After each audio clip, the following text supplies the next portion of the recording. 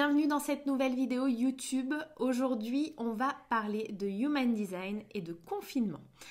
Alors, pas exactement de confinement parce que ça s'applique à beaucoup de situations, mais là particulièrement, j'ai envie de dire. La semaine dernière, j'ai sorti un podcast sur le sujet, vendredi dernier, où je vous parlais des différents types. Donc les types en Human Design, c'est Manifestor, Manifesting Generator, Générateur, Projecteur ou Réflecteur. Donc j'ai sorti un podcast sur mes conseils pour mieux vivre le confinement en fonction de son type Human Design.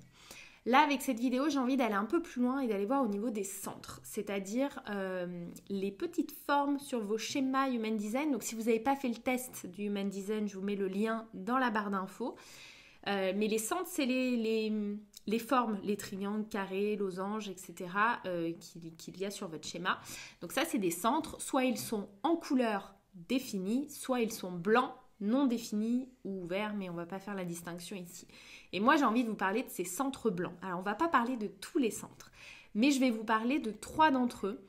Le centre racine, le plexus solaire et le sacral. Donc, je vous mettrai des petits encarts, des petits inserts pour vous montrer de quelle forme il s'agit pour que vous puissiez voir si vous les avez sur vos schémas. Mais j'avais vraiment envie de vous parler de ces 3 centres.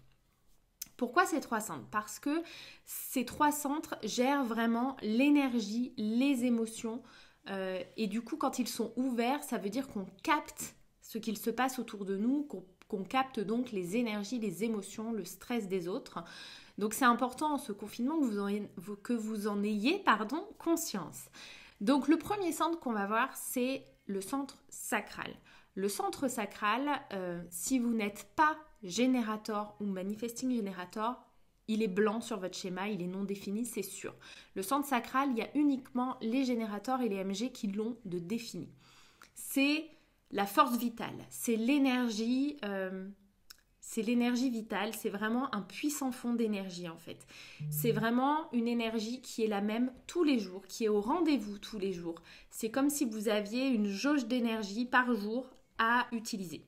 Donc si vous n'êtes pas générateur et manifesting générateur et que vous avez ce centre non défini, vous allez capter l'énergie des autres autour de vous. Et vous allez pouvoir surfer d'ailleurs sur leur énergie. Donc ça c'est plutôt chouette parce que du coup, si vous êtes en confinement avec peu importe qui, mais avec quelqu'un qui est générateur ou MG, vous allez surfer sur son énergie. Donc vous aurez peut-être le sentiment d'avoir plus d'énergie finalement. Mais attention, c'est pas votre énergie, ça ne vous appartient pas. Donc la journée c'est cool, ça vous permet de bosser, d'avancer, d'être bien. Par contre, ça va être le soir le problème. Le soir, il va falloir que vous ayez un temps de solitude, un temps seul, un temps de calme pour vraiment aller décharger cette énergie qui n'est pas à vous. Et du coup, vous retrouvez pleinement vous, à ce moment-là, pleinement vous. Il n'y a pas d'autre mot, mais que vous sentiez la fatigue arriver sans surfer sur l'énergie de l'autre personne à côté de vous. Donc ça, c'est la première chose. Déjà, au niveau de l'énergie, il faut faire attention. Donc si vous êtes générateur ou MG, vous avez beaucoup d'énergie. Donc vous, votre enjeu pendant ce confinement, ça va être de vider votre énergie. Ça va être de vider votre énergie intellectuellement et physiquement. Donc de faire du sport, d'avoir une pratique intellectuelle qui vous stimule, bref, de vous fatiguer. Puisque l'enjeu pour vous, c'est d'aller vous coucher quand vous êtes à plat, quand vous êtes crevé. Donc ce centre sacral, si vous l'avez non défini comme moi, en tant que projecteur, c'est vraiment important d'avoir ce temps calme. Alors le temps calme, on dit qu'il est important de l'avoir avant de dormir, c'est-à-dire d'aller au lit, lire ou avoir un temps de pause avant d'être fatigué. Donc genre de prendre 1 heure avant d'être fatigué. Si vous savez que vous vous endormez à peu près toujours à 23h, vous allez à 22h dans le lit, lire, faire une activité calme, seule, pour décharger tout ce que vous avez capté des autres pendant la journée et pouvoir vous endormir paisiblement.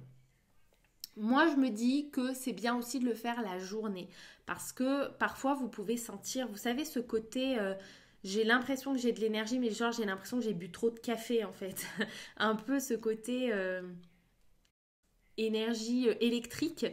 Ça souvent c'est qu'on surfe sur l'énergie de l'autre alors qu'en fait on est vraiment fatigué. Et du coup ça crée un espèce de trucs bizarres, en même temps de fatigue, d'agacement, d'énervement, d'énergie, on ne sait pas trop.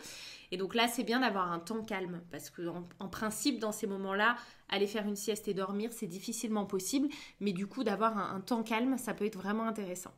Donc ça, c'était le premier centre.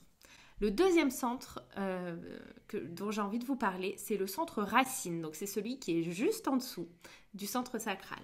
Le centre racine, il gère le stress et la pression liée au stress. Donc quand on a ce centre ouvert, si vous avez suivi, on capte le stress des autres. En fait, le risque avec les centres ouverts, le plus grand risque avec les centres ouverts, c'est de croire que c'est à nous et de croire que ce qu'on ressent est à nous. Et le plus grand cadeau avec ces centres ouverts, c'est d'être un miroir pour l'autre, d'être détaché de ce qu'on sent, parce que c'est pas ce qu'on ressent, c'est de ce qu'on sent, d'être détaché, d'être ok avec le fait que ça ne nous appartient pas et que c'est à l'autre, et de le renvoyer à l'expéditeur. Comme un miroir en fait, pour que l'autre se rende compte qu'il est stressé et qu'il doit se détendre. C'est un peu l'idée. Sauf que bon, dans la pratique, c'est pas toujours simple et parfois on capte vraiment l'univers de l'autre. Donc là, le centre racine, lui, va capter la pression et le stress. Donc là encore, c'est important, en fonction des personnes avec qui vous êtes en confinement, si quelqu'un est stressé, vous allez capter son stress. Et donc, vous allez vous l'approprier. Vous risquez en tout cas de vous l'approprier. Donc là, c'est important de faire la distinction. Pour tous les centres ouverts, de toute façon, l'important, c'est quand on ressent des choses un peu fortes comme ça, parce qu'en principe, en plus, avec les centres ouverts, c'est qu'on les amplifie. Donc, on ressent le stress de l'autre, mais x10. Donc, ça peut être vraiment inconfortable. Donc, c'est d'avoir le réflexe de se dire à qui ça appartient. Simplement de vous poser la question.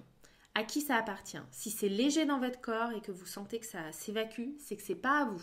Et dans ce cas-là, vous vous détachez de la situation, vous renvoyez cette énergie à l'expéditeur, avec amour, conscience, bienveillance, tout ça, et vous laissez l'autre gérer son propre sentiment, son propre ressenti. Et si c'est à vous, bon bah là c'est une autre question. On va pas s'étaler sur le sujet, et là si c'est à vous, bah bossez sur le sujet, voyez, faites quelque chose qui vous fait plaisir pour vous détendre, etc. Donc le risque de ce centre racine, c'est de capter le stress des autres, de du coup l'amplifier, donc de stresser encore davantage la personne qui est stressée. Enfin, vous imaginez bien crescendo jusqu'où ça peut aller. Donc ça, c'est important de faire très attention pour celles qui ont le centre de la racine ouverte, de se détendre et de se détacher de ce stress. Surtout que le stress peut vous faire des choses, parce que si vous voulez, le stress va communiquer de l'énergie en pulsation, et il peut vous faire du boulot à la dernière minute, par exemple, alors que vous n'êtes pas à l'aise avec ça. Donc, c'est vraiment important de s'en détacher. Le troisième centre dont je voulais vous parler, c'est le plexus solaire. Donc, c'est le triangle qui est à droite. C'est le plexus solaire qui est le centre émotionnel, le centre des émotions. Donc là encore, si vous l'avez ouvert, vous captez les émotions des autres. Et puis alors, en mode éponge, parfois. Donc c'est important aussi d'avoir ce recul. Le risque quand on est en confinement comme on est aujourd'hui, c'est-à-dire H24 avec les mêmes personnes, H24 ensemble, H24 collés, c'est de rentrer dans l'univers de l'autre et de plus savoir ce qui est à nous, ce qui n'est pas à nous, ce qu'on ressent pour nous ou pas. Donc c'est vraiment pour ça que je vous encourage à vraiment avoir des temps de solitude dans 2 pièces séparées où vous allez faire des activités séparément. Et même poser l'intention de ne pas vous connecter à l'énergie de l'autre. Vraiment, posez l'intention, je ne me connecte pas à l'énergie de l'autre. Imaginez une bulle autour de vous, faites-vous une visualisation, mettez-vous dans une bulle, vraiment pour vous déconnecter de l'autre et vous reconnecter à vous-même. Parce que là, le plexus solaire, ça peut être carrément les montagnes russes. Vous allez être une espèce d'éponge à émotions. Si vous ne maîtrisez pas le truc, si vous n'êtes pas encore un miroir, vous allez être une éponge à émotions. Et là, vous allez capter les émotions des gens autour de vous, des gens qui sont donc avec vous en confinement. Et ça peut être vraiment inconfortable au possible, parce que les émotions peuvent être joyeuses, mais les émotions peuvent ne pas l'être. Sachant qu'en plus, les personnes ayant un plexus solaire défini, donc en couleur sur leur schéma, ont des vagues émotionnelles. C'est pas forcément des émotions explicables, mais les émotions sont sous forme de vagues. Donc il y a des vagues plus ou moins grandes, mais il y a des vagues qui peuvent être très grandes, qui peuvent être vraiment euphoriques et très tristes. Rire et pleurs en une journée, quoi.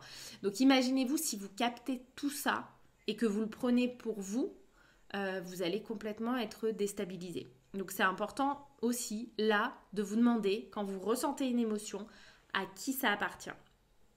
Ça c'est vraiment important.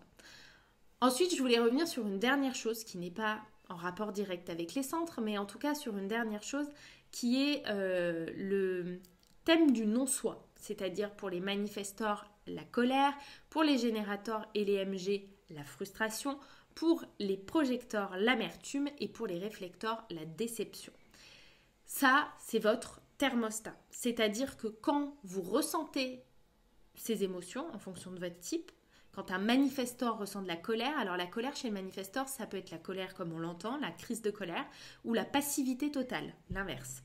Donc quand un manifestor ressent de la colère, par exemple, c'est l'alerte en fait. C'est vraiment une alerte. C'est une alerte qui dit attention, tu n'as pas respecté ta stratégie, ou tu n'as pas respecté ton énergie, ou tu n'as pas respecté ton autorité intérieure. Donc tu as fait un choix qui n'était pas le bon, pas de la bonne manière en tout cas.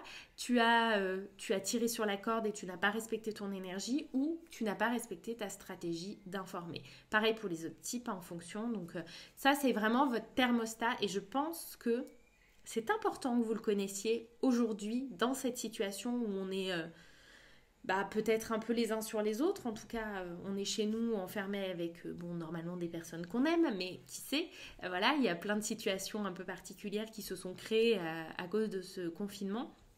Donc c'est important d'avoir ce thermostat en tête, notamment pour maîtriser votre énergie. Ça, c'est vraiment important de vous dire, ok, attention, je ressens de la frustration. Qu'est-ce que j'ai fait qui fait que je ressens de la frustration ? Ah, je suis générateur, ça fait 3 jours que j'ai pas fait de sport, que je dors mal, je suis au bout de ma vie. Ah, je suis frustrée, il serait peut-être temps que je me bouge. Bon, c'est un exemple grossier, on va dire, mais je grossis le trait volontairement. Mais en tout cas, c'est vraiment important que vous vous posiez la question en cette période de confinement. Voilà, c'était une vidéo assez courte, mais c'était vraiment les 3 centres que j'avais envie d'aborder. Donc bien sûr, tous les autres centres peuvent être ouverts ou fermés et ont aussi une signification. Mais là, on est vraiment sur des centres où... quand on a du mal à les maîtriser, alors c'est pareil, le centre de la tête pour le mental, si vous l'avez ouvert, ça veut dire que vous prenez votre inspiration à l'extérieur, que vous êtes inspiré par les autres, etc. Donc c'est pareil, ne faites pas des choix tant que vous n'êtes pas seul avec vous-même, en accord avec vous-même. Si vous êtes 5 à la maison et que vous avez des choix à faire et que vous les faites en famille, etc., tout le temps vous demandez l'avis des uns et des autres, c'est pas forcément la meilleure solution pour vous. Voilà, on ne va pas faire tous les centres, c'était vraiment les 3 principaux, le plexus, le sacral et la racine. Je pense que là, vraiment, c'est les 3 qui vont être exacerbés ces prochains jours. Merci en tout cas d'avoir regardé cette vidéo. En barre d'infos, je vous mets le test du Human Design si vous ne l'avez pas fait. Je vous mets aussi le lien vers le podcast de vendredi où je vous parle aussi des types et du confinement. Et je vous mets aussi le lien vers mon Instagram puisque bientôt je sors quelque chose en rapport avec le Human Design. Vous êtes hyper nombreuses à me le demander. Donc voilà, restez connectés. Merci d'avoir écouté cette vidéo et je vous dis à bientôt.